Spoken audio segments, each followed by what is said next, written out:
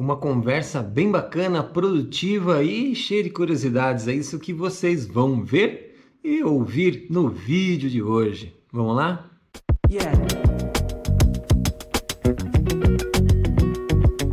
Muito bom dia, boa tarde, boa noite, senhoras e senhores, tudo bem com vocês? Eu, George Volpão, aqui no Cascalho.cc, canal onde eu e Paty Fontana falamos de corrida e trilha, gravel bike, skyrunning, entre outras coisas mais. Se você é novo por aqui, seja muito bem-vindo. Se não conhece o trabalho, por favor, se inscreva no canal, deixe o gostei, ative as notificações, aquela coisa toda. O vídeo de hoje é rapidinho, mas rapidinho mesmo, só que não.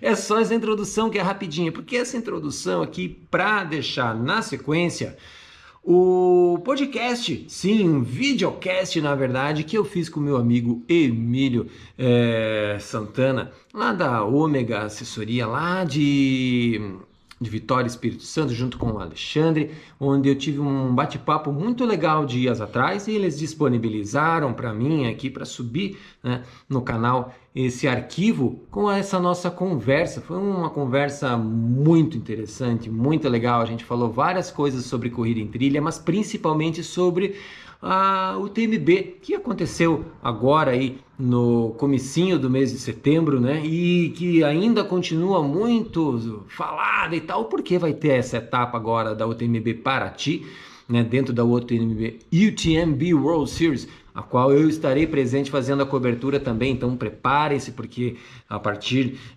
de quinta-feira, quando eu chego lá em Paraty, já vai ter bastante conteúdo sendo gerado para esse nosso querido canal Cascalho.cc. Enquanto isso, você que gosta de uma boa conversa, de uma boa resenha sobre corrida em trilha, aperta o play, deixa rolar, que ficou bem legal.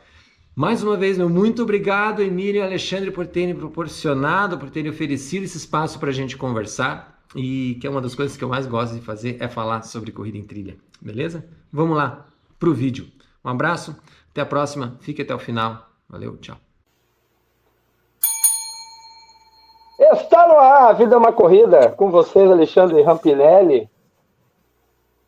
Estamos aqui. Isso, e hoje a gente está recebendo diretamente dos altiplanos paranaenses, George Volpão, lenda do Trail Run Nacional. Me tiraram da toca, hein? Me tiraram da toca, hein? Você saiu... Você lembra? Você certamente assistiu aquele filme A Vida de Brian. Putz, cara, Vida de Brian do Monty Python. Do Monty Python. Lembra que tinha um cara que estava 40 anos sem falar dentro de um buraco? Você tá muito milagreiro, hein?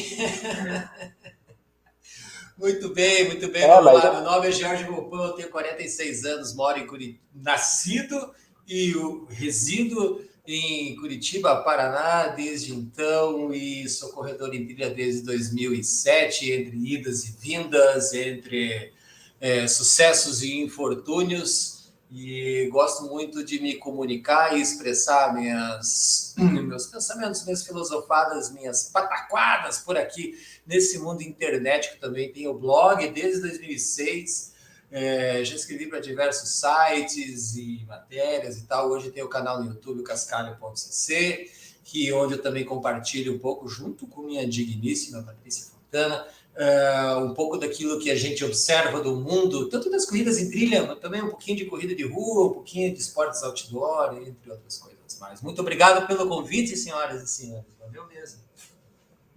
Muito bem. Volpão, seja muito bem-vindo. Sinta-se em casa. Vou fazer algumas perguntinhas para a gente melhorar a nossa interação aqui, também para o Alexandre te conhecer melhor, visto que eu e o Volpão, a gente já se conhece há um tempo, dessas internets que subsidiam o trail run no Brasil. Mas conta para a gente como sua carreira de treino de corrida até chegar na trilha, como que foi? Bem, um episódio que eu lembro particularmente é que eu corria em trilha sem saber que eu corria em trilha. Logo que eu comecei a correr, Na verdade, a corrida chegou para mim meio que como uma frustração por não ter dinheiro suficiente para comprar uma bicicleta e praticar triatlo. Foi mais ou menos isso aí, por volta de 1991 ou 92. Eu tinha 14 ou 15 anos, 14 anos, isso. E eu lembro muito bem do dia que eu estava indo para a escola e passava na banca de revista, ver as coisas. Não sei se existe mais revista hoje, mas no nosso tempo existia revista, tinha uma revista chamada Bici Sport, tá? E ali tinha uma capa que era, se não me engano, do primeiro ou do segundo Ironman Brasil, quando não era grife Ironman, não era nada, era uma prova com a distância do Ironman, né? Vencida, é claro, pela queridíssima Fernanda Keller, né? Pô, tinha bicicleta ali, eu gostava de bicicleta, vi, pô, triatlo, que negócio legal, que louco e tal. Pô, sempre gostei de pedalar e tal, tinha minha bicicletinha ali de sem marcha, né? E, pô, vamos aí, né? Então, o que eu posso fazer? Pô, posso começar a correr. E aí eu comecei a correr, a pé. De lá pro meu pai, pra minha mãe, não lembro, comprar um tênis para mim, um Rain System, que tinha uns disquinhos assim. E aí, só que eu morava, nessa época eu estava morando em Paranaguá, uma cidade portuária, que fica aproximadamente 90 quilômetros daqui de Curitiba. Eu morava por lá e eu morava numa ilha, isso mesmo, eu era um insular, eu morava numa ilha chamada Ilha dos Valadares. E essa Ilha dos Valadares, ela é ligada ao centro urbano, era uma ilha na frente do centro urbano de Paranaguá, era ligada por uma passarela, onde na época só passavam pessoas e bicicletas, não passava carro. Então, nessa ilha, havia apenas alguns calçamentos, mas a maior parte dessa ilha era trilhas de areia. E foi ali que eu comecei a correr, assim, sabe? A fazer aqueles corre 3 minutos, caminha 1, e assim foi indo, e sem querer eu comecei a correr em trilha. Né? Isso para 91, 92, mais ou menos. Em 1994, então, com 17 anos, eu participei da minha primeira corrida de rua. Assim, de se inscrever, de ver no jornal que ia ter uma corrida. E aí, lá no supermercado, que era onde você fazia a inscrição, com uma lata de leite em pó, era o valor da inscrição, e participei da minha primeira corrida de rua, 29 de julho, lá de Paranaguá. Então, 7 ou 8 quilômetros, algo assim. E, né, e lógico, daí eu não ficava só na ilha, eu saía para a cidade e também corria no asfalto e tal. Mas foi mais ou menos assim, essa minha frustração por não ter dinheiro de ter uma bicicleta para fazer o triatlo na época, eu passei a falar, vamos focar na corrida. E desde então, acho que eu nunca mais parei, assim, sabe? E aí, quando surgiu o esporte... Oi? Continua. E aí, quando surgiu essa coisa do trail running no Brasil... Também foi através de uma revista que eu tomei conhecimento. Foi da revista que existe até hoje, a Go Outside, né? Pelo menos Insight. Em 2006, eu lembro muito bem disso aí. Eu já era muito praticante de montanhismo. Eu ia para as montanhas aqui, mas sempre naquele método mais tradicional, mochila cargueira, acampando e tal. Às vezes ia e batia no cume e voltava, mas de bota, calça de cordura, aquela coisa toda, né? Camisa manga longa, garrafa PET, né, levando água e tal. E aí, mas eu gostava muito, já acompanhava também o pessoal da corrida de aventura, que era uma coisa que tinha muito, né, para quem não conhece, corrida de aventura, modalidade que engloba mountain bike, remo, técnicas verticais, né, muito trekking, né, mas para a galera que é mais forte, o trekking vira corrida. Então, em 2006, eu acompanhava muito essa revista, e surgiu uma matéria que falava da Copa Paulista de Corridas em Montanha, em 2006, organizada pelo Fábio, não lembro o sobrenome dele.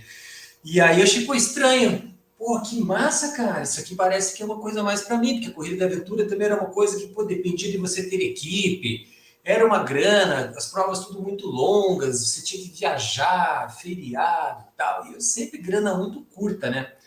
Então eu falei, pô, corrida não, né? Põe um tênisinho aí, aqueles tênis de corrida de aventura mesmo, aqueles Salomon XA Pro, Salomon XA Comp que existia naquela época, você comprava na Centauro a preço de banana. E aí eu comecei a me interessar, e aí em 2007 eu soube que ia ter o Circuito Paranaense de Corridas em Montanha, organizado pela falecida Naventura. E aí eu me inscrevi na primeira prova, que foi em janeiro de 2007. Então, ali começou isso. Mas esse tempo todo eu continuei correndo em rua e, eventualmente, assim, estrada de chão, ou nas montanhas lá, com os nossos amigos, né, de montanhismo, aqueles que gostavam de ir mais rápido, aqueles que não fumavam os negocinhos, aqueles que bebiam menos e tal. A gente gostava de dar uns pega mais forte na montanha, fazer tempo, olhar no relógio, essas coisas todas, assim. Foi mais ou menos isso, assim, essa trajetória Muito esportiva. bom. E aí teve uma época que teve uma quebra aí, você entrou no exílio. Isso. Foi, e Eu, aí eu permaneci seguindo na cronologia entre 2007 e 2009. Eu participei de algumas provas de corrida em trilha aqui no Paraná, distâncias de 12, distâncias de até 21 quilômetros, que eram organizadas sempre aqui no Paraná. Não lembro de ter corrido alguma prova fora daqui nesse período. E aí em 2009, eu morando em Belo Horizonte, fiquei um ano morando em Belo Horizonte, decidi correr minha primeira maratona de rua. E fui correr minha primeira maratona de rua no Rio de Janeiro. E recebi um convite já porque eu tinha o blog e eu escrevia bastante sobre montanhismo, sobre filosofias, essas coisas todas. E o organizador da K42 Bombinhas, da primeira edição, que depois veio a se tornar Indomit nos dias de hoje, né? Me chamou, me deu a inscrição, falou, não, vem aqui correr. E eu fiquei desesperado, falei, caramba, cara, acabei de correr uma maratona, como é que eu vou correr mais uma daqui 40 dias, né, cara?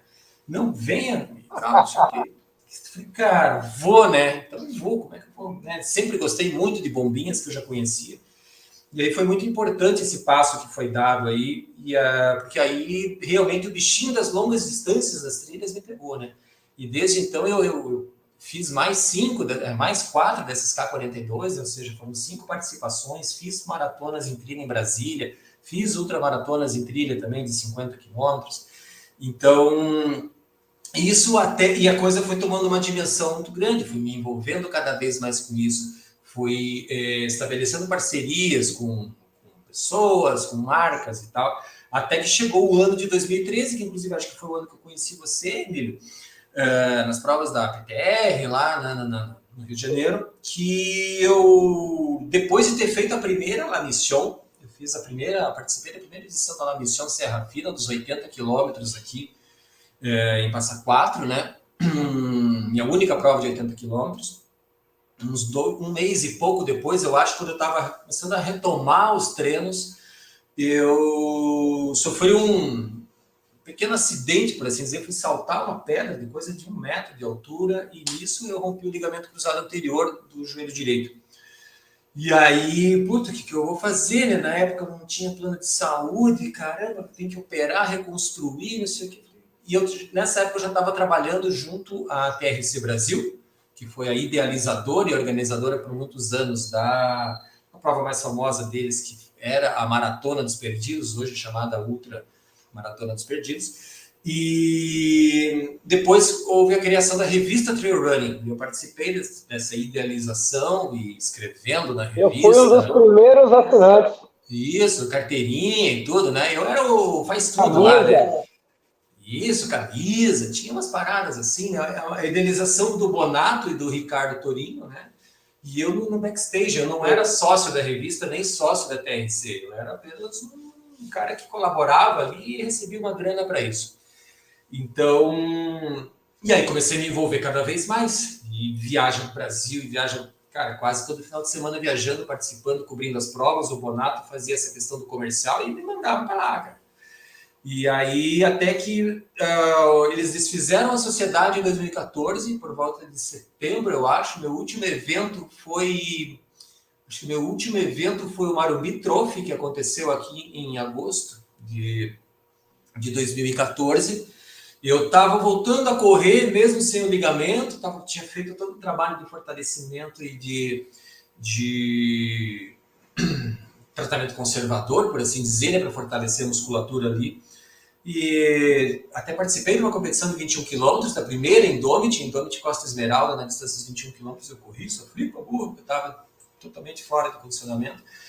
Mas aí a revista, eles desfizeram a sociedade, eu optei por não trabalhar mais com isso, voltei a trabalhar com onde eu estava trabalhando anteriormente, uma loja de bicicletas, no departamento de comércio eletrônico.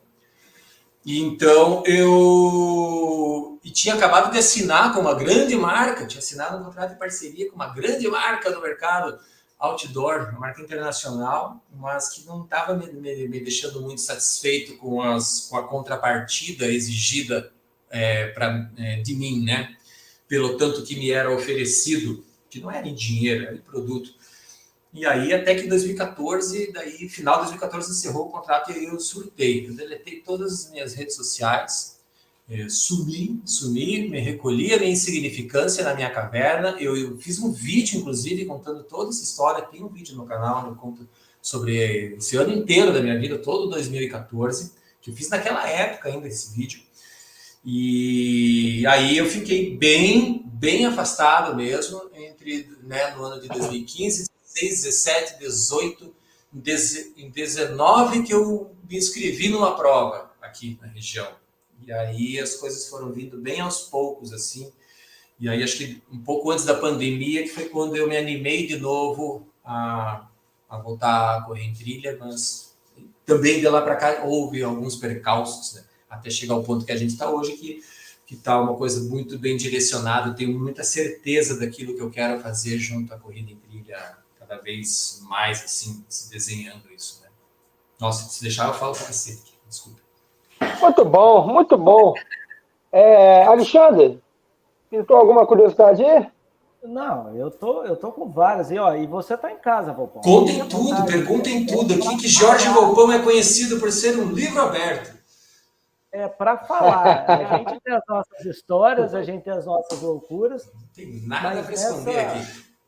Nessa reclusão que você fez, nessa caverna que você entrou, passou várias coisas de corrida e questionamento se você voltava ou não, se era isso que você queria ou não, era nessa linha que você estava...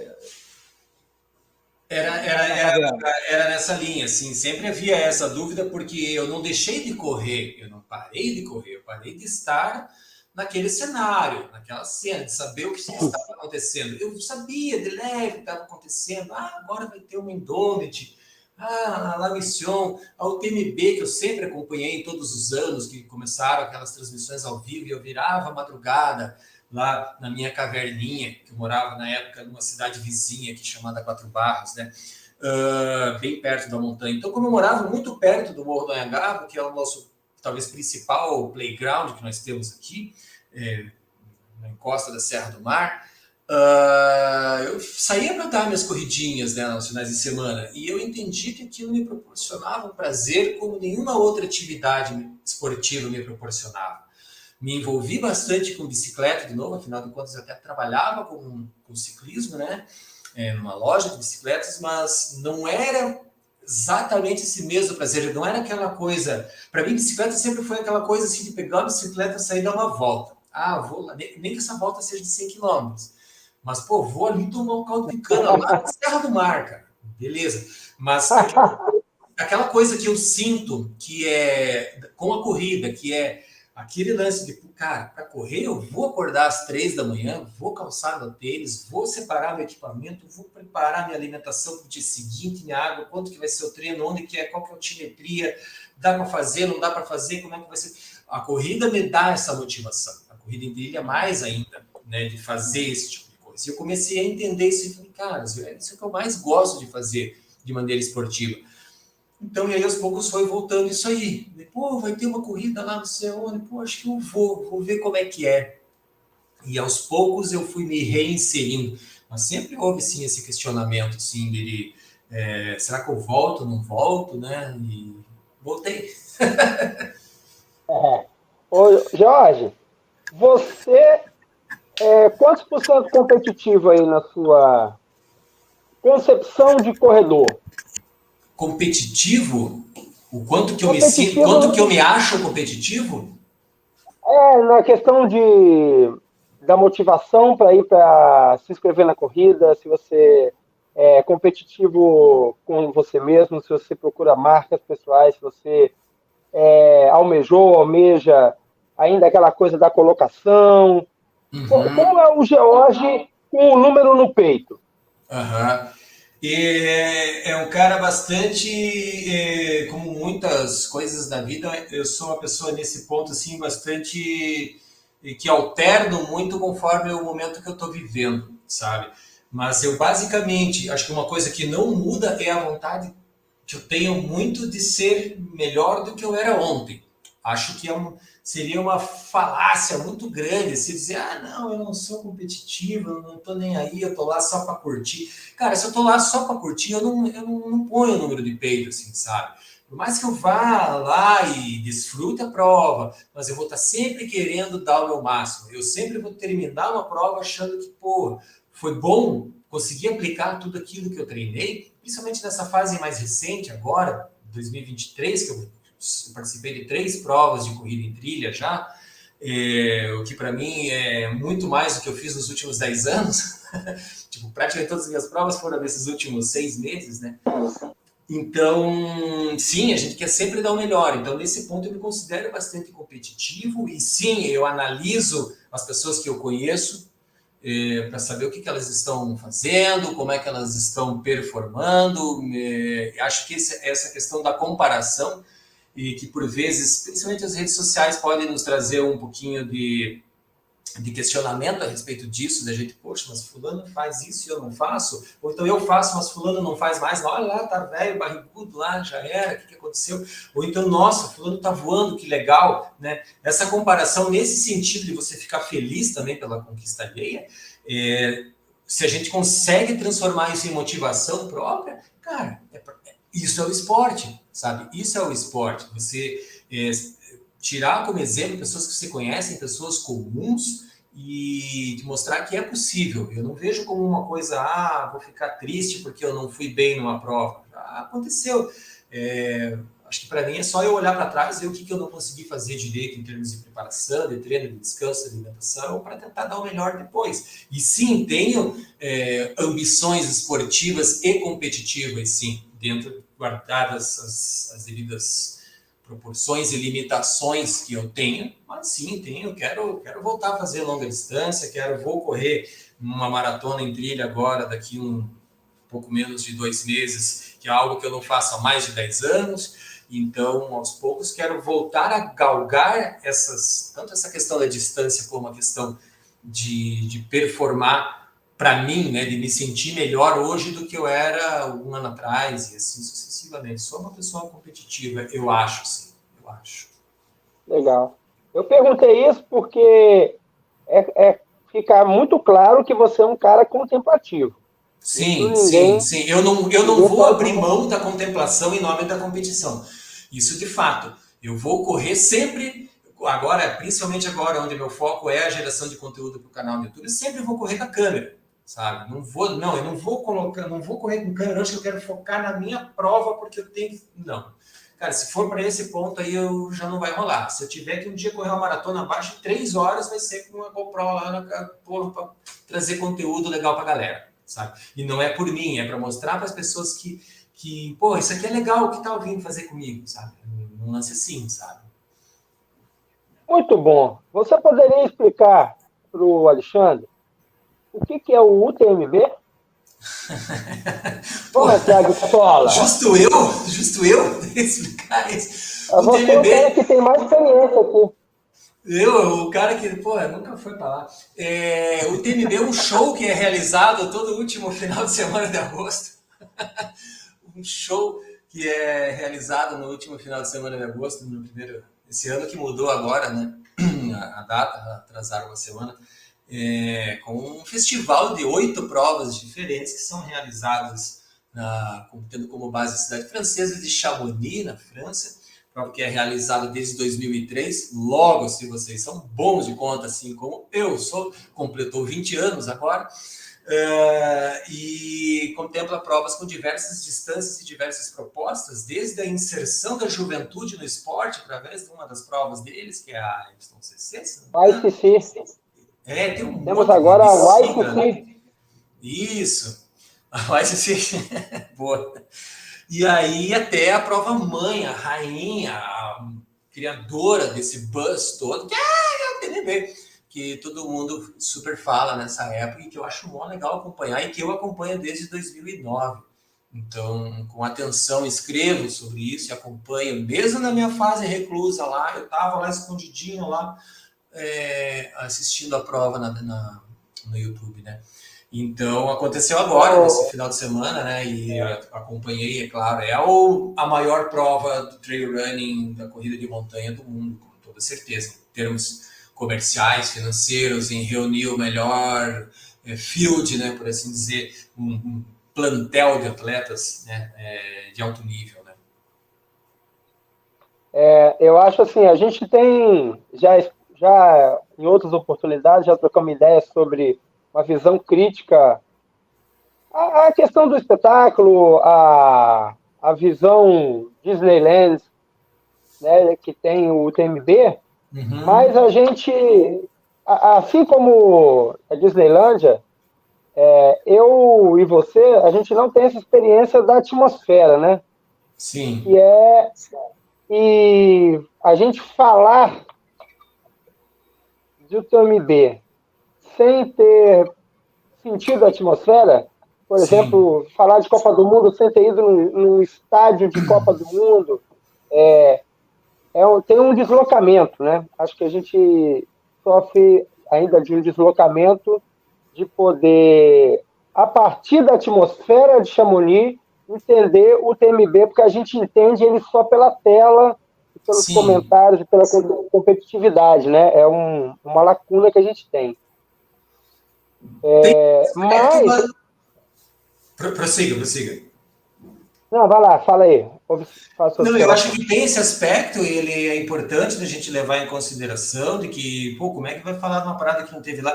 Mas eu acho que eu também vou fazer uma analogia aqui bastante brutal e cruel, talvez, mas eu não preciso usar a cocaína para saber que ela faz mal, sabe? Então eu não preciso ter uma overdose, eu não preciso me suicidar para descobrir que é mal, que é ruim se suicidar, sabe? Então eu não preciso ouvir, sei lá, Gino e Geno para não gostar de sertanejo. Né? Então eu tenho esse ponto que eu super entendo e concordo com o que você coloca. Poxa, é difícil falar sobre algo que não está lá e você não consegue absorver essa atmosfera. Mas, tipo, se eu não me interesso pelo WQS do surf, cara, eu não gosto, então eu simplesmente eu não me interesso por surf. Então, porra, não vou apreciar isso aí, sabe? Então, acho que tem esses dois pontos, assim, que acho que muita gente às vezes não quer tocar nesse assunto de fazer entender também que o espetáculo ele gera frustração, gera algum ele não é só maravilha, né?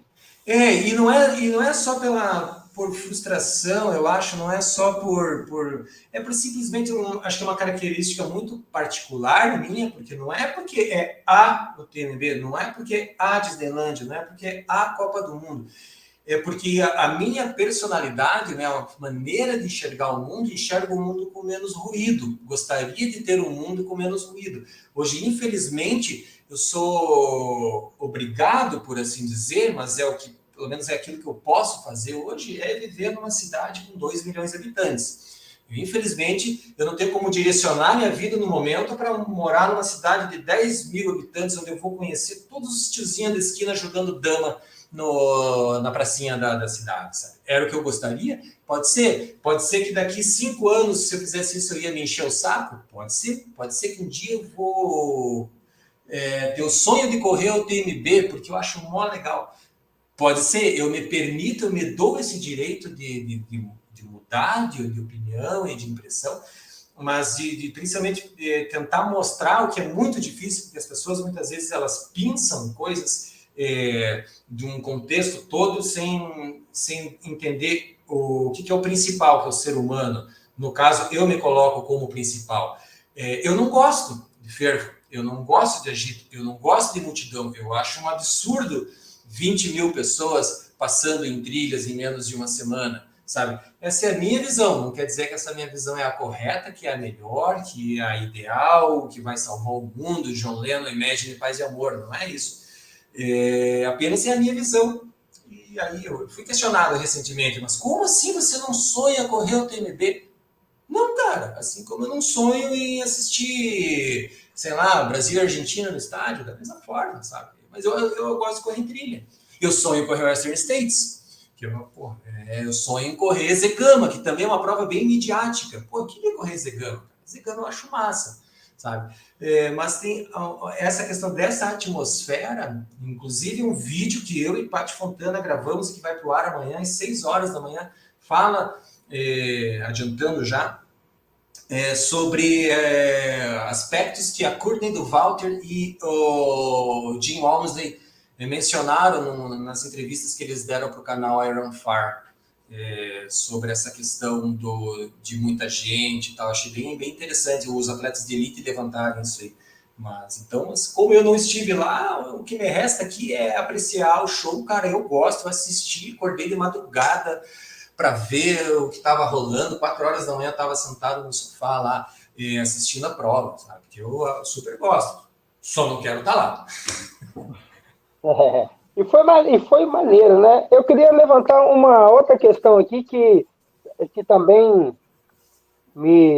que mexe com a minha percepção, que é um evento que ele nasce a partir de uma corrida de 170 quilômetros de 100 milhas, aproximadamente. Uhum. Quando a gente tem uma percepção de que o crescimento da corrida tem uma progressão em distância, quanto mais eu me informo, leio, estudo, a gente tem o TMB, assim como as provas de 100 milhas dos Estados Unidos, que elas não dependem de outros eventos, de outras distâncias. As pessoas começam a participar de provas de 100 milhas, de 50 milhas. Já percebeu isso aí? Percebi que é um cenário bem diverso do que o que rola aqui no Brasil, né? Onde se você for tentar organizar uma prova de 50 ou 100 milhas, o organizador vai morrer de fome, vai dar prejuízo à prova. E por isso, várias dessas provas, elas precisam colocar distâncias menores, né? Mas quando a gente fala até de UTMB, lá é uma questão que é tão grande, a prova ela é tão mítica, por assim dizer, e ela vai continuar a ser assim. O curso natural das coisas. Eu jamais vou pensar em lutar contra isso. E apenas eu penso só no crescimento sustentável da prática da modalidade, né? Não é que eu não goste de progresso, que eu acho que tem que derrubar tudo e virar tudo árvore. Não, porra, tem que ter um crescimento sustentável. Eu acredito que os organizadores vão começar a fazer isso aí, mas pelo tamanho da prova, as pessoas começam na corrida em trilha já querendo participar dela, sabe? Muitas vezes pulando etapas. E agora, com o formato que foi estabelecido com a UTMB World Series, onde você precisa participar das provas que tem esse nome, né, para você colecionar as suas pedrinhas preciosas e para poder entrar no sorteio, ou seja, a coisa se fechou em torno disso, né? Antes, qualquer prova lá que submetesse um currículo lá, demonstrasse que estava ok. Antes era unido com o ITRA, né? Era com a ITRA, exato. Daí, peraí, minha fatia aqui está muito grande, deixa eu pegar ela só para mim, sabe? E com toda essa questão da mudança de dono que vendeu para o mesmo grupo que é do Ironman, e aí rolou essa Ironmanização da corrida em trilha e tal. Eu vejo que a prova é tão grande que as pessoas hoje elas vão começar nas distâncias menores e muitas delas estão querendo pular etapas. Vocês, treinadores, sabem melhor do que eu sobre isso aí, que o cara chega já querendo correr uma maratona, uma ultramaratona a qualquer preço, né? Então a coisa ficou tão grande que eles se dão ao luxo de fazer, ter sorteio, ter um monte de coisa toda para que você possa participar, né? E se dão ao luxo, inclusive, de ter agora uma série com 32 provas, que eu acho muito importante, porque é o crescimento do esporte, eu acho bem legal que exista, a gente vai ter um evento agora em Paraty, que acho extremamente relevante, acho muito legal como inserção, mas é aquela coisa, em Paraty, você vai ter que fazer as distâncias menores, apesar que a gente sabe que os 50 e os 100 quilômetros lá, eles esgotaram as inscrições rapidamente, mas a gente precisa dessa galera que está chegando agora no treino para para fortalecer esse cenário de organização, a progressão no esporte, né? Eu levei, sei lá, mais de 10 anos para correr minha primeira maratona, sabe? Respeitar o processo. Então, eu vejo com bons olhos, assim, isso que a UTMB faz de colocar essa questão dessa progressão de distâncias, porque você não vai para o UTMB, mas você tem a CCC, que são 100 km, tem a DDS 140, que é mais difícil ainda, mas tem a OCC, que são 50. Então, você tem essa possibilidade de estar lá vivenciando tudo aquilo, né? Eu, inclusive, das provas da UTMB, a que mais me chama a atenção, que mais me atrai é aquela intermediária mesmo, que é a CCC, que são 100 km, que acho que foi a segunda prova criada na série, né? Tem uma distância que, pô, pelo menos a mim me interessaria mais algum dia treinar para completar. Eu acho que o 170 de UTMB, acho que mesmo como brincou o Pati Fontana no vídeo ontem, mesmo que fosse de graça, com tudo pago, cara, será que eu tô a fim de treinar 3 anos para uma prova dessa? Cara, não sei. E tem não quero chegar... Não quer chegar o quê? Não quero chegar manco lá, né? Eu quero fazer uma prova legal, não quero chegar tombando de lado, entende? Como eu vejo que muitas pessoas estão dispostas a fazer isso, de chegar em tempo limite de prova, porque não treinou o suficiente. Você quer chegar no tempo limite de prova, que você quer ficar tirando foto, filmando e curtindo, eu acho mó legal. Mas agora chegar tombando de lado, daí já não faz parte daquilo que eu entendo como esporte para mim, né? Eu gosto de fazer a coisa bem feita, desfrutar mesmo. Né? E o que você achou das disputas desse último final de semana? Falando especificamente do UTMB, eu achei, cara, foi uma prova bem emocionante. Infelizmente, eu não pude acompanhar o final da prova, porque a gente tinha um treino marcado para fazer em trilha. Mas, quando pegava sinal do celular, eu estava tentando ver o que estava acontecendo no meio do mato. E, cara, foi muito legal, mas acho que para mim o que ficou mais marcante é na questão do feminino, sabe? O que a Courtney Dauwalter fez. Para mim é algo que eu acredito que nunca mais vai se repetir na história da corrida em trilha. O que ela fez, quem não sabe, foi ter vencido a Western States esse ano, né, a prova de 100 milhas lá, com recorde, né, melhor marca. 3 semanas depois de ter feito a Hard Rock 100, que é uma UTMB mais difícil, ela tem um pouquinho mais de altimetria, mas ela é toda disputada acima dos 3.000 metros de altitude, atingindo pontos de 4.100. Muito mais selvagem, a UTMB é largada 2.679 atletas, se não me engano, estava pesquisando isso hoje. E, na Hard Rock são 200, cara, 200 e poucos atletas, então é uma prova que você fica muito tempo sozinho, sem ninguém, na selvageria das montanhas rochosas lá no Colorado, Estados Unidos. Ela ganhou também, e poucos meses depois foi para a UTMB para completar. Vendo a entrevista dela, falou que foi para completar.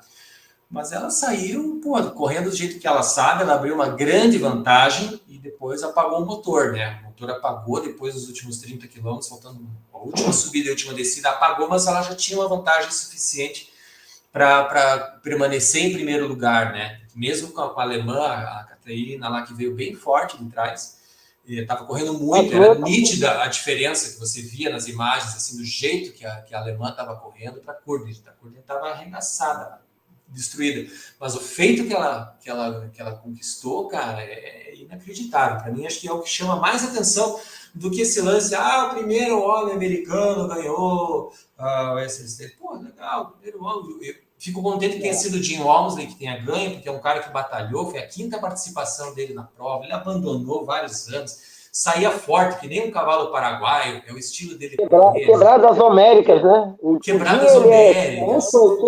Quebradas Homéricas. Sim, na Western States ele também já tinha feito disso, também de errar caminho quando ele estava liderando, porque ele estava muito louco, e ele também levou alguns cacetes na Western States até conseguir a primeira vitória, e hoje ele é recordista da prova também, né? E agora, fico muito contente. Mundiais também.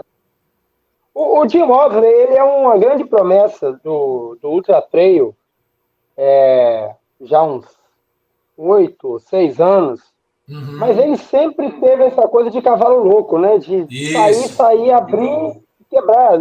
tipo, 2 mundiais seguidos que ele foi, ele também quebrou e, tipo, de subir quase 4. Tem vídeo dele, assim, muito quebrado, né? Sim, Mas foi sim. E esse ano ele um estava mais crescimento bom dele. tranquilão, pô, o cara já conhece, né? E ele passou também por momentos baixos dessa prova, né? Que ele chegou em estar em terceiro, quando o Zeke deu pô, louco de forte também, o Zeke Miller, meteu 10 minutos no Jim, e aí o Germain Grandier passou por ele, quando ele estava em Passou segundo, por ele. passou Aí por ele ele, ficou puto. tem uns vídeos circulando desse momento aí, e aí ele deu, na entrevista, ele fala, cara, eu vou usar isso aqui como motivação para mim, cara, eu vou atrás desse cara, e ele passou a milhão pelo cara, e daí já tinha um outro PC lá, se não me engano, era em Riantes, 140 quilômetros, alguma coisa assim, onde daí, segundo ele mudou algumas coisas de alimentação, que ele não estava se sentindo muito bem, e aí ele renasceu na prova, e ele buscou o Zeke e ainda meteu mais, pô, 10, 15 minutos, eu acho, no Zeke. Meteu 40. Peraí, deixa eu ver. Botou, pô, 20 minutos no Zeke Miller. Então, pô, ressuscitou na prova, né, que ele refletiu, né, que era esse momento baixo que ele viveu na prova, já vem aquele fantasma, pô, mas de novo vou quebrar, sabe, de novo vou morrer aqui na praia. De ano passado ainda ele ficou em quarto, ou quinto, se não me engano, ele ficou em quarto, mas teve ano que ele, pô, se arrastou até o final lá em 40º alguma coisa, e teve outro ano que ele abandonou. Então, mas não, ele tinha essa convicção, segundo as declarações, ele tinha a convicção de que ele fez tudo certo e que ia dar boa. E aí ele realmente reviveu, que quem faz ultramaratona, né, sabe que tem os altos e baixos, né? E ele teve esse...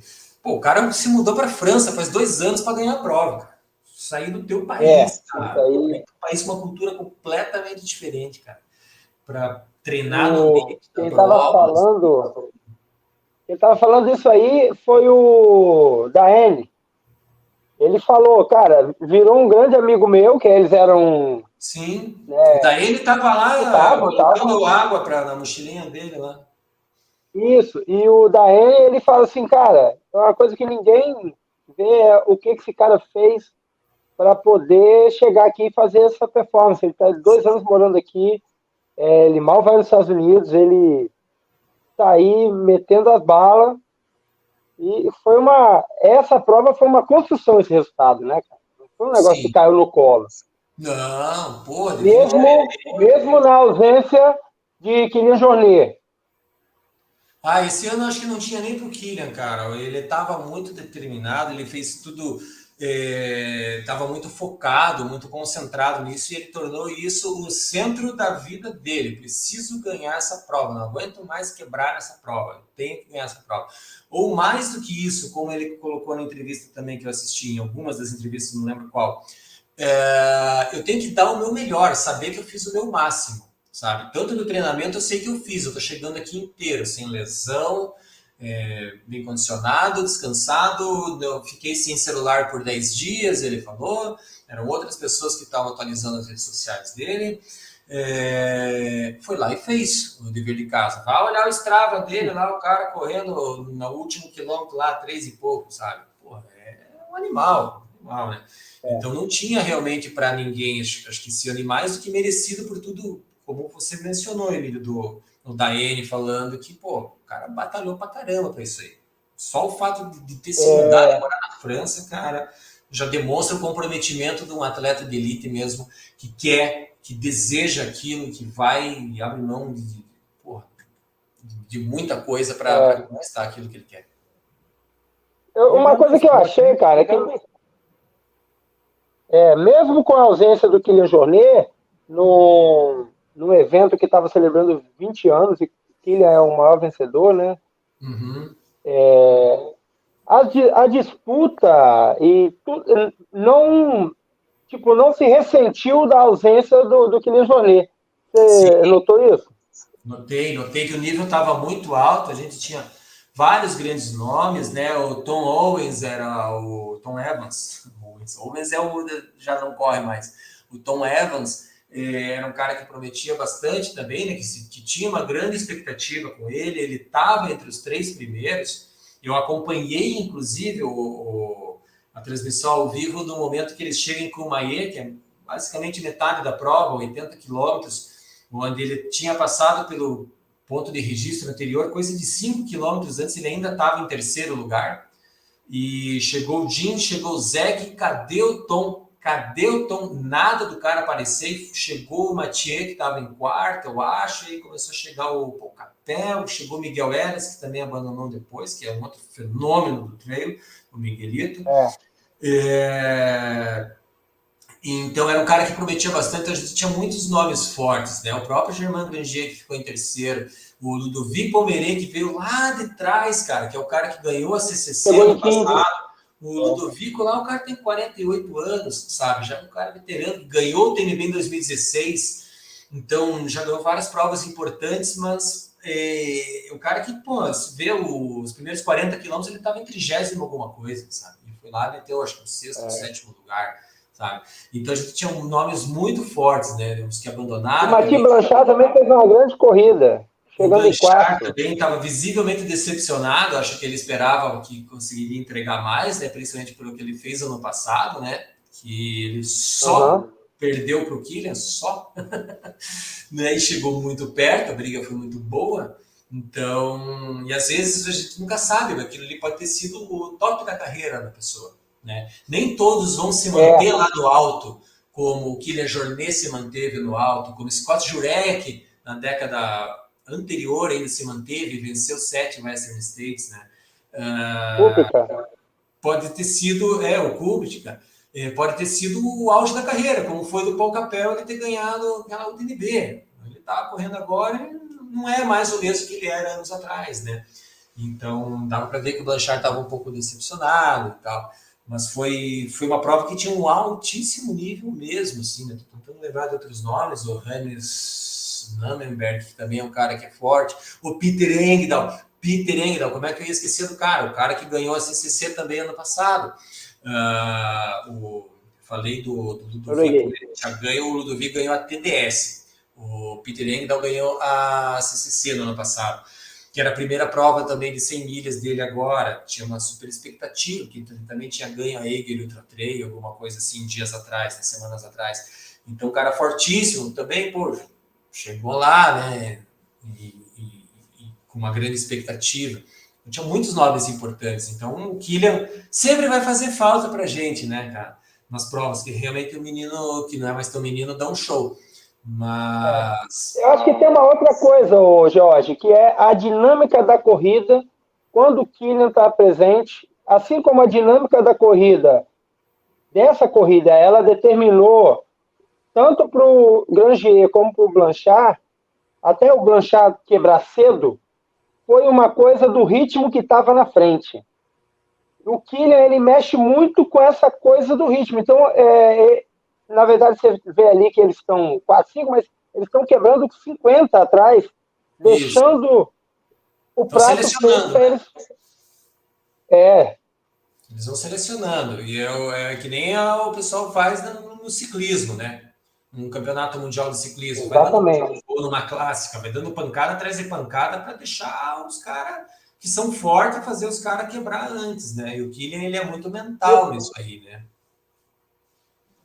Ele joga um xadrez na prova, e ele sabe o momento, ele tá com ele na cabeça, ele sabe quem tá atrás, aonde tá. E o Kilian tem uma característica também. E o Kilian tem uma característica também nas provas longas, que é dele não gostar de correr sozinho. Ele diz que gosta de correr com o pessoal. Então, todas as provas que você observar, todas as provas que o Kilian ganhou, exceção da primeira, em 2008, todas as UTMBs que ele ganhou, ele sempre gostou de correr em grupo. Teve um ano que ficou muito emblemático, que, se não me engano, foi 2013 ou 2012, não me lembro bem, que ele correu junto com o Iker Carreiras e com o Miguel Eras quase que a prova inteira, os 3 da sala. Aquelas roupinhas coladinhas, branquinha com vermelho, bem old school. Imagina, a gente tá falando de 2012, já é old school.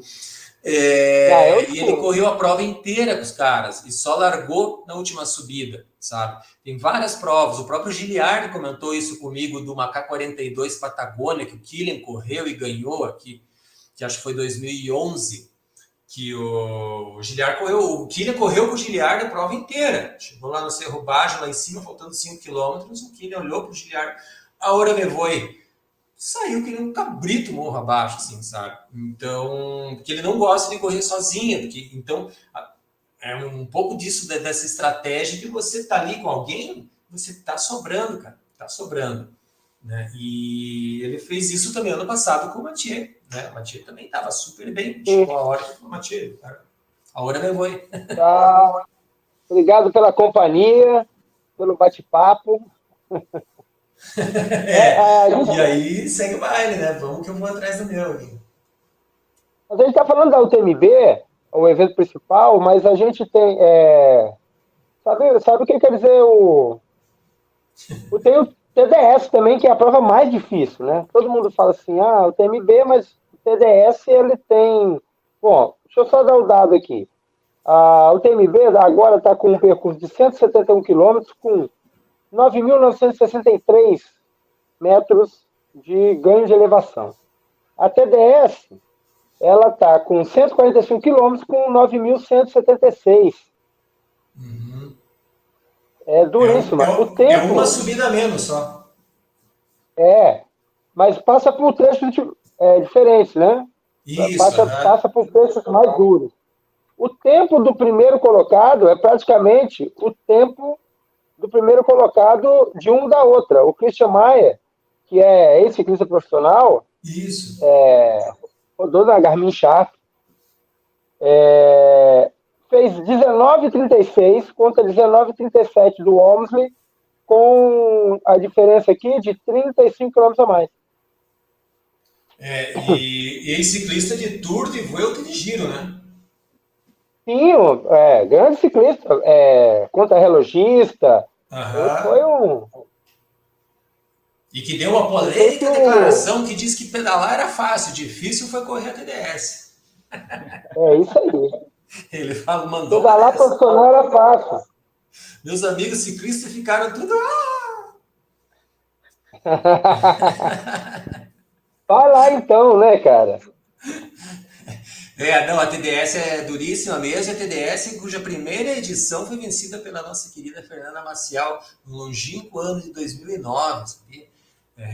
Fernanda Maciel tem uma TDS, devia ser outra distância ainda, era a distância intermediária entre a CCC e a... Era 130, né? Era uma coisa assim, sempre foi conhecida por ser mais dura e sempre foi conhecida por ser a galera que não pegou vaga na UTMB, a galera falava, olha, não tem pra UTMB, mas tem na TDS, que sabe? Então, antigamente era assim. Mais ou menos, Era o consolo da galera, né? Não conseguia não ter... Isso, era dessa base do consolo, assim, vem correr essa aí, ó. Era uma roubada, né? Porque sempre foi a prova mais difícil que eu UTMB. Boa. Eu tenho outros destaques aqui, ó, descendo as distâncias, lá no... Só para o pessoal que não conhece, o TDS quer dizer as trilhas do Duque de Savoia. Isso. Les Traces do Duque de Savoia. E a CCC, que é de 100 km.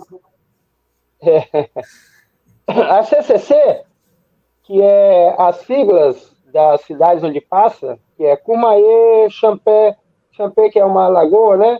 E Chamonix, onde chega, ela tem 100 km com 6.156 de altimetria acumulada. Dakota Jones foi terceiro colocado aí. Acompanhou essa prova? Acompanhei um pouco, torcendo sempre pelo Dakotinha, porque, eu lembro do Dakotinha quando ele tinha 19 anos, ele assombrou o mundo quando ganhou a Transvulcânia, se não me engano, em 2012. Piazão de tudo, né, cara? Guri, moleque, tá? E um dos poucos caras que já venceu o Kilian Jornet numa prova longa, né? Foi nesse caso aí, nessa Transvulcânia de 2012. E ele e o Daene, eu acho que são os dois únicos que já bateram o Kilian Jornet em provas na Europa, né? Teve o caso também da Western States, né? Que o Jeff Royce, em 2010, e o Anton Krupka chegaram na frente do Kilian, né? Na Western States. Mas é um dos poucos caras que já conseguiu bater o Kilian. Eu acompanhei o Dakota, torcia por ele, mas a CCC é incrível. É estranho até falar isso, mas hoje em dia 100 quilômetros é uma prova rápida. A galera Pois é, 10 voando, horas. cara. A galera tá 10 voando, cara. horas de prova com 6.156 10 de horas de altimetria. prova, 100 quilômetros com 100 altimetria. O que é isso, sabe? Você vê as imagens dos caras, os caras estão correndo muito, cara. Os caras estão correndo Mas muito. as descidas são muito rápidas, né, cara? Os caras Muito fazem uma rápido, a galera tá miséria descendo. na descida. Descendo a 4, 3,5, sentando o bico. Tava Tem um muito cara que eu intenso. gosto. Tem um cara que eu gosto muito, ganhou a OCC. Você acompanhou o Stian O Angermund? Stian Angermund, eu assisti inclusive também umas entrevistas com ele, e ele, pô, campeão mundial, né, cara? Tem o título dela, a Ele camisa é guia de arco-íris, montanha, você sabe, né? Hã? Você sabe que ele ganha vida profissionalmente como guia de montanha, né? É verdade, é verdade. E ele é um cara que ficou, assim, digamos, mais conhecido de mídia nos tempos daí da Golden Trail Series, né? Era atleta da Salomon e saiu e foi para a ASICS esse ano junto com a Sara Alonso, que também Sara Alonso ganhou, ficou alguma coisa lá numa dessas provas curtas A lá, né? Alonso, ela chegou em terceiro na prova de 15 quilômetros. Ela está voltando de lesão. É isso, que ela sofreu a lesão já no começo do ano, né? Então acho que foi a primeira prova dela com a ASICS, né? Então, o Stian, que também, na declaração dele, ele é um cara que corria as longas distâncias, as provas de 80 e tal, e tirou um pouco o pé e focando nessa média distância, por assim dizer, que são as provas de 40, 50 quilômetros, e se deu bem nisso aí, né?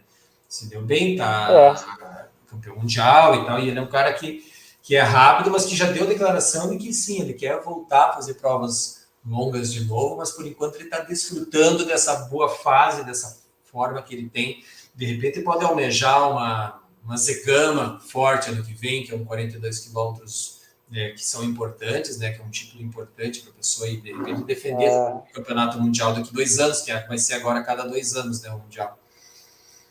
Isso. E a Kate Sheet foi segundo lugar também na OCC. Kate Sheet que já ganhou. Que foi campeã do ano passado, né? Ela foi campeã do ano passado, né? É uma americana que mora na Europa. É mais uma americana que mora na Europa, né?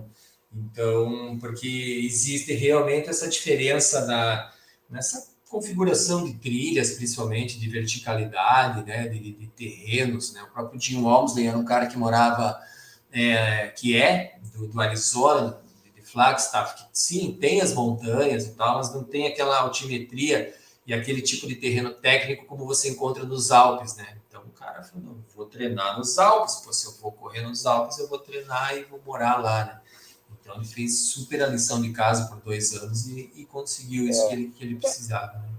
Que ele queria. Tem uma coisa que é interessante, quando a gente fala de Western States e principalmente Hard Rock, é que tem trechos da Hard Rock e de muitas corridas americanas que elas não têm trilhas perceptíveis, elas são linhas.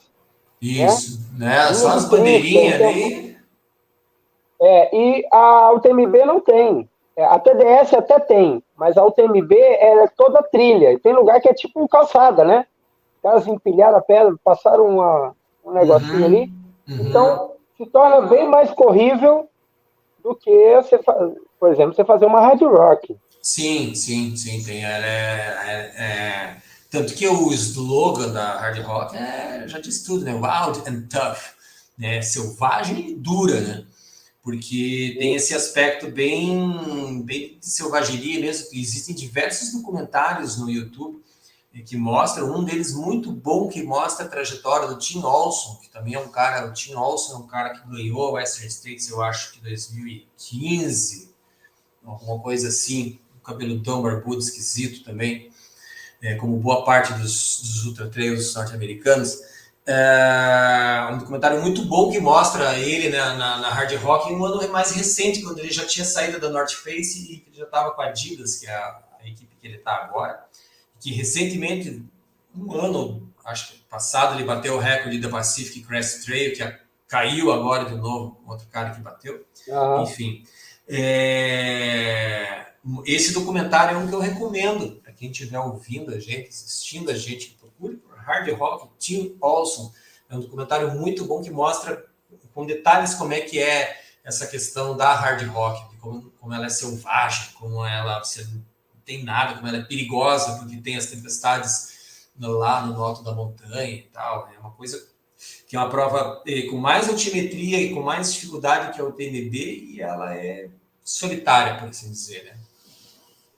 No TMB teve uma virada de tempo lá, você viu a tempestade? Teve aquela neblina danada lá, inclusive o pessoal chegou a cogitar que o Tom Evans tinha se perdido, tinha errado algum caminho lá em cima, porque ele não apareceu no PC, e as pessoas que estavam chegando depois, todo mundo perguntando, passou pelo Tom, então passou? Não passei, não passei. No fim, o cara estava estirado no canto lá, porque ele passou mal mesmo, dele, hipotermia e tudo, né?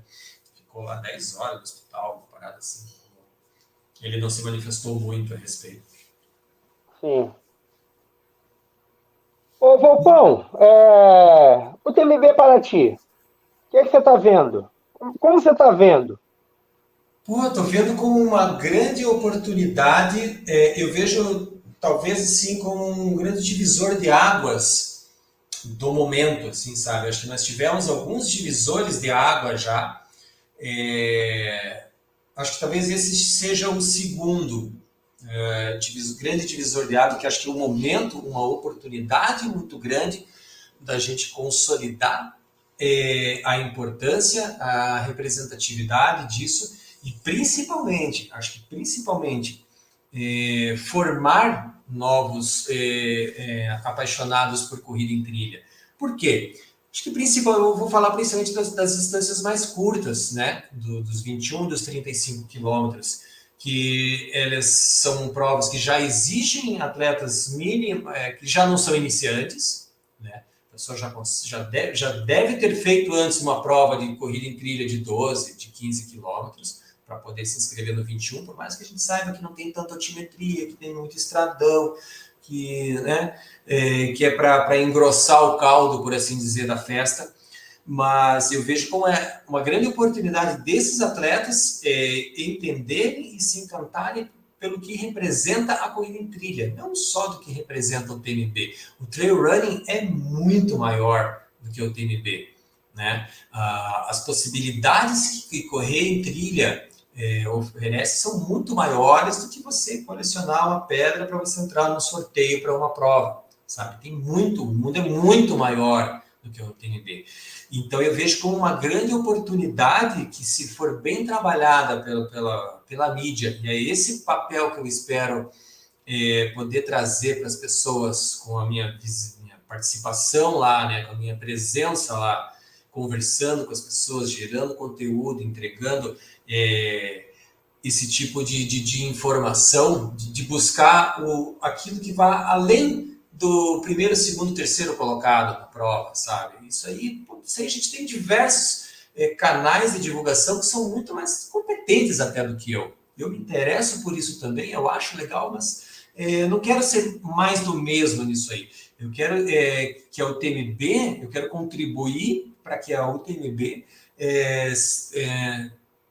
tenha aquele entendimento pleno pelas pessoas, sabe? De que é uma festa do esporte, de que é um festival, de que é um show. Às vezes as pessoas falam, pô, você fala que é um show o negócio. Cara, show é ruim? Não é ruim, cara. Só, às vezes eu não gosto de estar lá, sabe? Mas nesse caso, quando eu recebi o convite, eu faço questão, sabe? De poder levar essa mensagem. Se a mensagem vai ser compreendida, se não vai, aí é outra história. Aí diz mais sobre o receptor do que sobre o emissor da mensagem. O que eu quero passar, e a minha expectativa é que a organização consiga também colocar isso nos dias de prova, que, pô, é uma festa, cara. E o trail running é um esporte lindo, que a corrida em trilha é um esporte que pode e deve ser amigo da natureza, que deve ser amigo das comunidades locais, que são diretamente impactadas por isso. Não, quando eu falo impacto, não só impacto ambiental, social, mas que traz recursos, que traz renda, que traz visibilidade. Isso é muito importante de ser falado e de ser batido na tecla desse impacto positivo, e os negativos também vão existir, que uma prova desse porte, desse nome traz, tanto que foi um frisson gigantesco no final do ano passado, quando surgiu a notícia, né?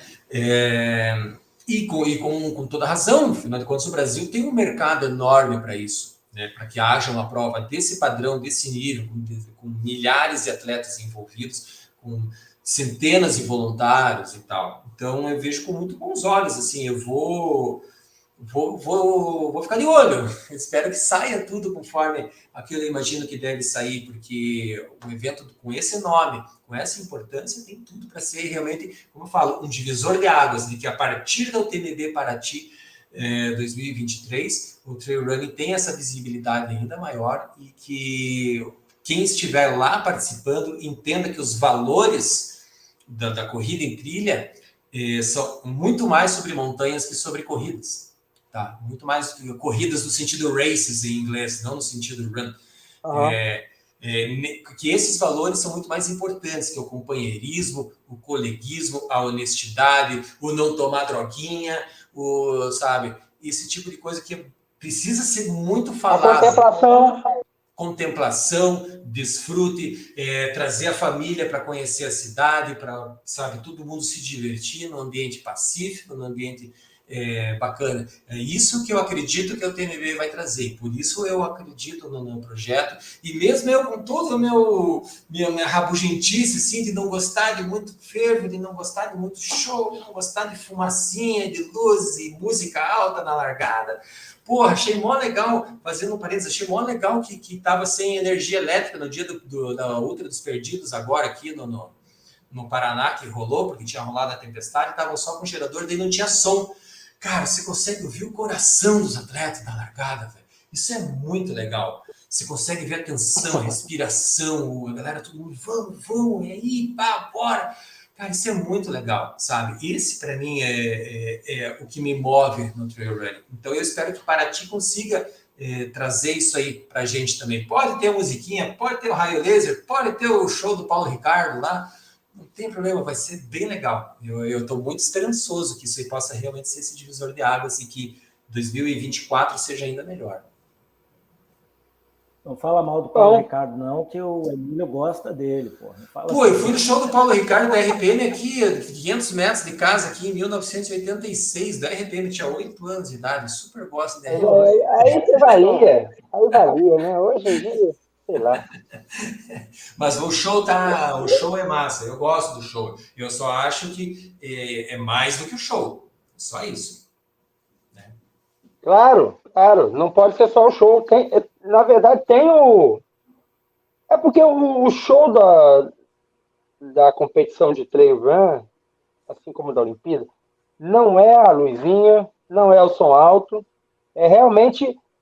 O grande show é a história de cada um que chega ali, né, Jorge? Exatamente. Por isso que eu jamais vou desmerecer qualquer pessoa que participe de uma prova dessa, pelo contrário, só porque eu não gostaria de... Porque cada um sabe a história que carrega, cada um sabe o sacrifício que paga, e eu super respeito, eu quero trazer pessoas para o canal para conversar sobre isso aí, muito mais conversar com o colega ali que saiu do sofá, perdeu 30 quilos e começou a correr em trilha, vou ter mais prazer em conversar com ele do que com o Jim Walmsley, por exemplo, sabe? Porque a história do Jim Walmsley eu já conheço, a do cara ali eu não conheço, sabe? E ele tem uma inspiração. E é fácil conhecer a história do Jim, né? É fácil conhecer as histórias que chamam a atenção. Mas tem histórias que a gente precisa contar de vez em quando. Sim, claro. E pessoas comuns como nós temos história. Eu contei um pouco da minha história hoje, que é uma pessoa comum que descobriu a corrida numa revista de bicicleta. Entende? Então, que teve a sorte de conhecer isso enquanto era adolescente e não precisou passar por todo esse processo que muita gente passa de descobrir o esporte só depois que o casamento tá uma porcaria, só depois que perdeu o emprego, só depois que se afundou com álcool e remédio de tarja preta, e aí o esporte salvou. Ainda bem que existe o esporte para salvar essas pessoas. Eu tive a grande felicidade de, mesmo tendo vindo de uma família bastante problemática nesse sentido de sexo, drogas e rock and roll, ter tomado um rumo um pouquinho melhor, assim, e hoje meu vício ser continuar correndo em trilha, que eu não consigo largar essa coisa, meu Deus do céu. Muito bom. Alexandre, Eu só tô aprendendo. Olha que tal, hein? Eu sou um é um bebê cara. nisso tudo, né, cara? Tá Cara, engatinhando. se deixar aí, a gente tem história para contar até, pô, até amanhecer aí, cara. Jorge, Uma coisa interessante que eu tenho ouvido no seu discurso é uma coisa que o Emílio e eu, a gente conversa muito, e o Emílio bate muito nessa tecla do amadurecimento do atleta, de respeitar o degrau por degrau para evoluir numa prova, sempre pensando no crescimento, no desenvolvimento. Eu já conheço o Emílio há quase 20 anos, praticamente há 20 anos, e aí ele usa sempre um termo comigo que é construção. Tem que construir um resultado. E eu ouvi isso de você. Você falou isso, que é uma etapa de construção, que não pode pular etapa. Pular etapa, você talvez consiga alguma coisa a curto prazo, mas a longo prazo talvez isso não gere um resultado positivo para você.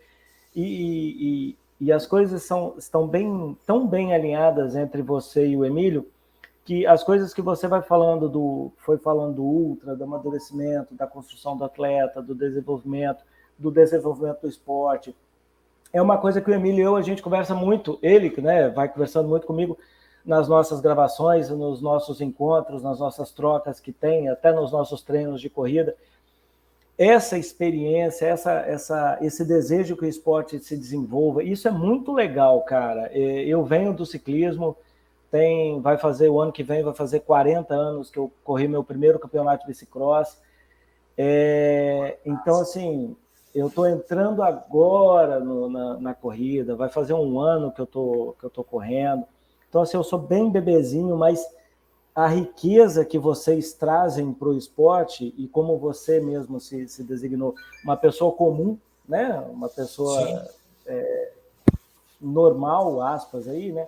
Mas, assim, ordinária. cara, são histórias fantásticas e muito peso, e isso é legal nas competições. Não só o primeiro, segundo, terceiro, que é uma coisa que o Emílio fala também. Cara, o que cada um fez para chegar até ali, a história de cada um, o que levou cada um a fazer isso. Isso é muito sensacional, cara. Isso é o esporte. É o que eu costumo dizer. Isso é o esporte. Sim, Tá? É igual você sim. falou, sem droguinha, sem subterfúgios, sem nada. Cara, quando você põe para fazer um esporte, que qualquer que seja ele, mas na corrida especificamente, tive o prazer de correr aí com o Emílio 24 quilômetros, fazer uma corrida. Cara, chega uma hora, e você sabe muito melhor que eu disso, que é só você. Então, Sim. que seja no primeiro quilômetro, no quinto, no décimo, no 20º quilômetro, mas chega uma hora que acabou, cara. O que você tinha de máscara, ou de energia, ou de que quer que seja, ficou para trás. E dali para frente, o que vai te levar até o seu objetivo é você. E ali você faz uma viagem interior, você se descobre, se reinventa, você chora, ri, e vai, cara. Você Isso diz é o que nunca esporte. mais vai voltar, mas volta, né? Chega no final, você fala O assim, golpe tá aí. qual vai ser a próxima, né? Exato. Uma corrida, e principalmente as corridas de longa distância, elas te proporcionam isso, mas para você chegar na corrida de longa distância, você tem que ser humilde e respeitar que você precisa quilômetro após quilômetro, né? Não se constrói um prédio pelo telhado, como dizem os grandes filósofos da humanidade. A gente precisa construir isso mesmo. E eu passo por um processo parecido com esse de reconstrução, porque não é porque eu já corri sei lá quantas maratonas, ou isso e aquilo, ou porque eu, nossa, subi uma montanha de não sei quantos mil metros na Conchinchina, no Cacha-Prego, que eu posso fazer isso hoje. Isso é passado, o passado já não nos pertence mais. Eu aprendo com o passado, eu tiro boas referências e aprendizados, mas o que eu tenho que construir é feito hoje. Tá? Então, se um dia eu tenho o sonho, a meta, o desejo, a ambição de correr uma grande prova, ou de subir uma montanha de 8 mil metros do Himalaia, ou de cruzar a América do Sul de bicicleta, curtindo a vida, isso só vai acontecer se eu estiver trabalhando hoje para isso, sabe? Se eu souber fazer as minhas escolhas hoje, e acho que isso é muito importante, a gente, enquanto profissionais de educação física e também criadores de conteúdo, eu como um comunicador dentro dos canais que eu me proponho a comunicar, tentar passar isso de uma maneira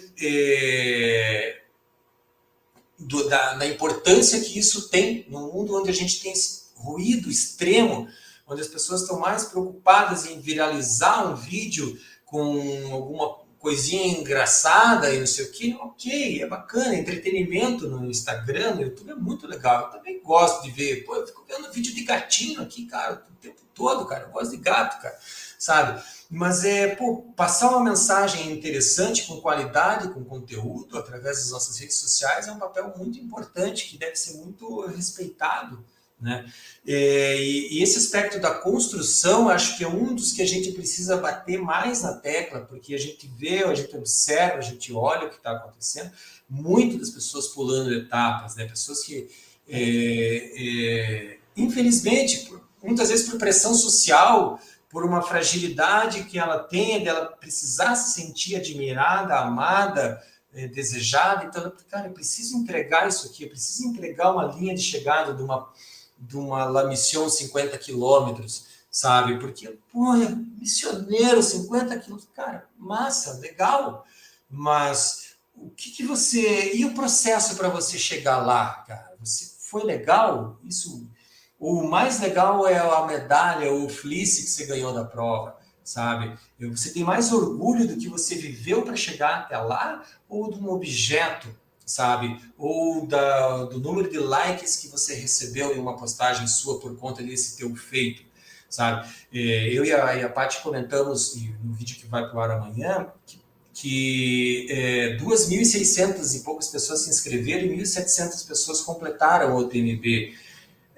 Só que, sei lá, dezenas de milhares ficaram de fora porque não foram sorteadas. A gente está falando de uma prova de 170 quilômetros que as pessoas têm até 48 horas para fazer. Ou seja, tem muita gente querendo fazer a mesma coisa, certo? Então não é um feito assim, extraordinário em termos globais. Ele é extraordinário para você. E essa é a motivação que você deve ter. Cara, eu quero correr um TMB 170 quilômetros. Isso aí, cara, é meu sonho.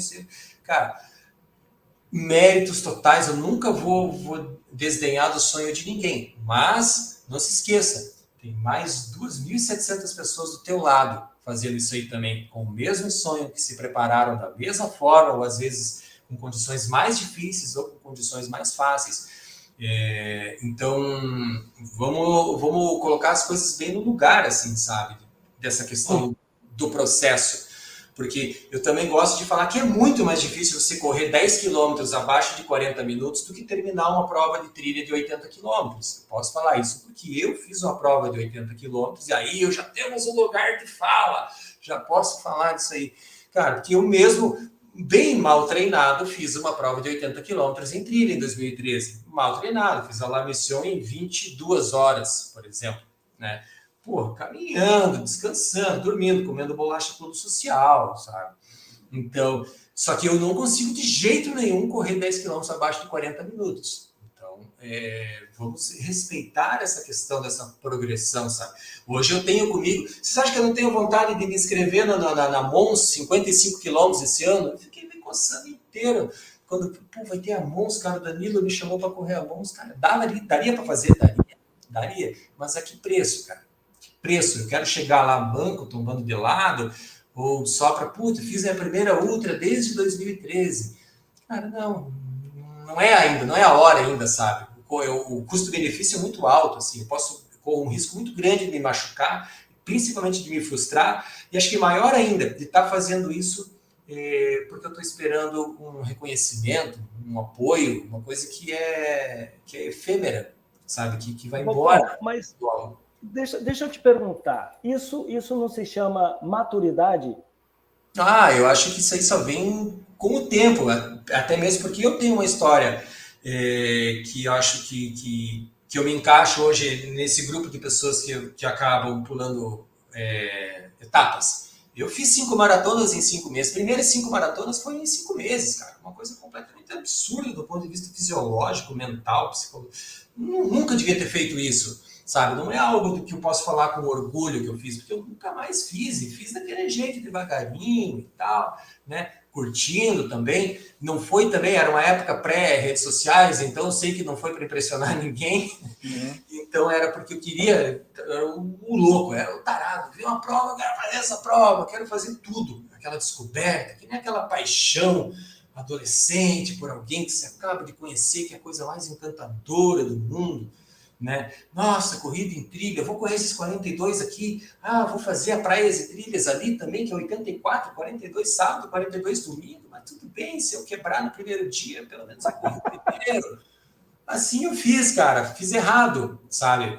Hoje, assim, do ponto de vista, eu jamais recomendaria que as pessoas fizessem isso. Ou quando eu fui para os 80 da La Mission, eu não tinha esse treino, mas fui lá e fiz, sabe? Tanto que não é uma coisa que eu coloco na minha bio do Instagram, entende? Nada de errado também, quem coloca lá o tempo, o pace que ela correu as provas, cada um sabe o que faz, faz o que acha que é melhor de ser feito, sabe? Mas o que eu quero mais passar nessa questão de que sim, com quase 20 anos de corrida em trilha, a gente adquire, por Deus o livre, se eu não adquirisse um pouquinho de maturidade também nesse tempo todo. E ainda assim, fica atrapalhada de vez em quando. A gente tem que respeitar o Volpão por duas coisas. Muito. Primeiro, porque ele chegou na corrida de montanha, de trilha, já sendo montanhista. O Volpão já teve no Campo Base do Aconcagua. Já tive alta montanha, né? Eu vim do montanhismo. A corrida para mim sempre funcionou como uma maneira de me manter fisicamente preparado para ir à montanha. Isso para mim sempre ficou muito claro, assim, sabe? Não é porque eu corria na rua lá nos anos 2000 ou nos anos 90 para correr os 10 quilômetros abaixo de 40 minutos, coisa que eu nunca consegui. Era porque, vou dar uma corridinha aí, que se eu correr aqui, eu consigo subir melhor aquela montanha, sabe? Sem sofrer, enquanto meus amigos ficavam lá... Diminuiu o perrengue, né? Os meus amigos ficavam lá com o capeta lá, eu tava de boinha, subindo a montanha, curtindo, enquanto eles estavam babando atrás, e eu tava lá tirando foto, tava curtindo o lance, porque eu tinha um condicionamento físico superior, por assim dizer. Então era essa a minha preocupação, que eu sempre gostei de me desafiar também. Gostava, vou correr hoje 10 quilômetros, que legal, pô. Não tinha relógio, não tinha... O outro motivo que a gente tem que respeitar muito o Jorge Volpão é que ele passou pelo advento das mídias sociais e não colocou @ultrarunner, ultratrainer, ultravolpão. Cara, um dia eu vou fazer de zoeira isso, cara. Acho que o dia que eu fizer, se um dia eu voltar a fazer uma outra maratona em trilha, eu vou colocar Ultra Volp lá, cara. Mas vem cá, aí o cara, vamos lá, estava questionando isso aí esses dias com os colegas aqui do treino. O mesmo cara que completa uma ultra e bota lá @ultra, quando ele quebra, ele deveria botar @DNF? Não, as vergonhas a gente joga para baixo do tapete, ou principalmente a gente faz textão no Instagram, explicando que o cachorro da vizinha latiu a noite inteira na noite anterior, que comeu uma coxinha estragada na rodoviária, que foi um erro, sabe? Sempre vai ter alguma coisa nesse sentido, sim. Então é muito mais fácil desse jeito. Eu prefiro esses aí do que o pessoal que faz o estardalhaço danado até a linha de largada e depois fica 2 semanas, acho que está correndo lá até hoje. Isso, que dá aquela sumida, né? Tome, tem gente aqui que está sumido tem uns quase 2 meses. Não, sempre... É mundial de skyrunning, sumiu. Depois tem outros que foram para La Mission, sumiram. Cada um dá o que tem, né? Essa é uma das chamadas leis volpônicas, que eu vou colocar numa tábua e mandar fixar, assim, em todos os backdrops de corridas em trilhas, e as leis volpônicas. Porque se vocês não sabem, o Alexandre não deve saber, óbvio. O Emílio talvez lembre de um certo evento assim que aconteceu em 2014, onde eu fui... Tem um texto no meu blog sobre isso aí, onde eu fui batizado, onde me colocaram a alcunha de Deus da Montanha. É verdade. Deus da Montanha, porque eu escrevia e dava essas opiniões contundentes, dava essas opiniões com essa verve, assim, com essa eu era muito mais, acho que ácido naquela época do que eu sou hoje. Hoje eu sou uma pessoa tranquila que olha, né? Mas antes eu falava e isso acabava pisando nos calos assim que estavam mal resolvidos de alguns atletas amadores que eu jamais questionei pessoas da elite do trail e não sei o quê, porque inclusive essas pessoas que eu conheci, que eu convivi naquela época da elite do trail, posso citar diversos nomes, eu não tenho um A para falar de ninguém que eu convivi naquela época. Todas pessoas solistas, gentis, queridas, humildes, sabe?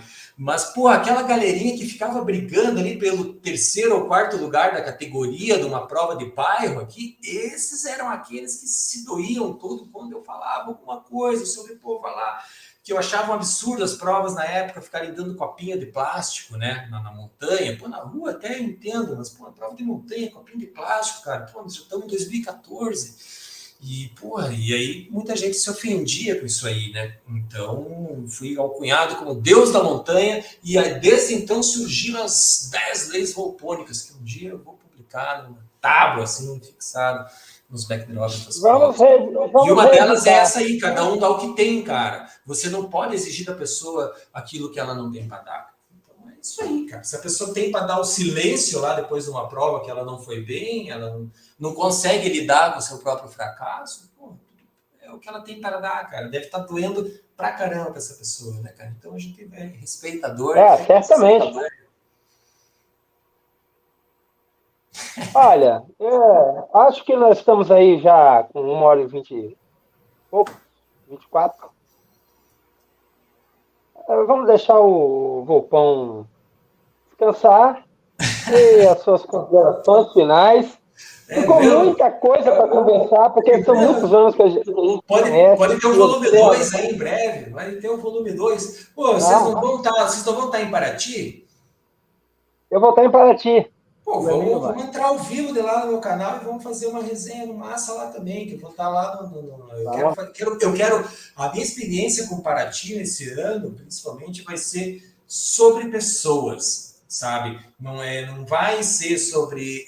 eu quero contar histórias, sabe? Eu quero dar oportunidade, quero dar o microfone para as pessoas contarem suas histórias. Sejam os campeões da prova, sejam os favoritos da prova antes... Mas eu quero estourar minha conta do Google aqui, cara, de tanto vídeo que vai subir lá no backup, sabe?